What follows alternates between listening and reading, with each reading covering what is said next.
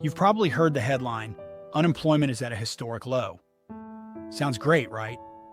But dig a little deeper and things get weird. Labor shortages, job hopping, quiet quitting, and now mass layoffs in tech. But record job openings in hospitality. Today on Concepts Every Modeler Should Understand, we're breaking down the unemployment rate and the dynamics of the labor market, what they actually measure, what they miss, and why they matter to every model you build. Let's start with the basics. The unemployment rate is the percentage of the labor force that is jobless and actively seeking work. Sounds simple, but here's the nuance.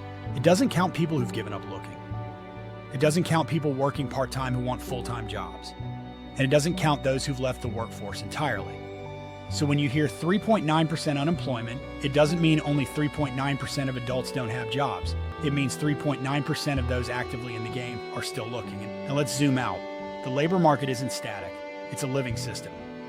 You've got participation rates, who's even in the labor force, job openings, quit rates, wage growth, and underemployment. Consider this. During COVID, unemployment spiked, but labor force participation also dropped.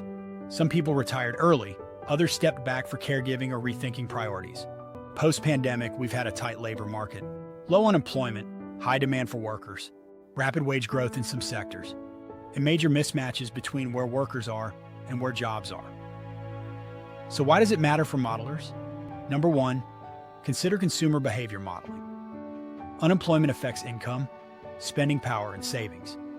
A higher unemployment rate can slow consumer demand, especially for discretionary goods. Modelers in retail, credit, and services need to track this closely. Number two, wage and cost assumptions. In a tight labor market, wages rise. That affects input costs in pricing models, operations planning, and forecasting headcount expenses. And number three, scenario stress testing. If you're modeling risk or doing scenario planning, you need to know what happens to your model if unemployment jumps. What if your sector loses labor supply but not demand? Labor variables often drive secondary effects, like churn, retention, or productivity shifts. Take this example. Say you're modeling revenue for a chain of fast casual restaurants. If unemployment is low and wages are rising, you might struggle to staff locations. That hits service quality, hours open, and revenue, all before the customer even walks in. Or you're a bank modeling mortgage approvals. A rising unemployment rate increases default risk and slows new applications. Either way, labor's in the background, shaping the outcomes. The unemployment rate doesn't tell the whole story, but it starts a conversation about how people work, earn, and spend. And those conversations shape models. Want more episodes like this? Subscribe for Concepts Every Modeler Should Understand.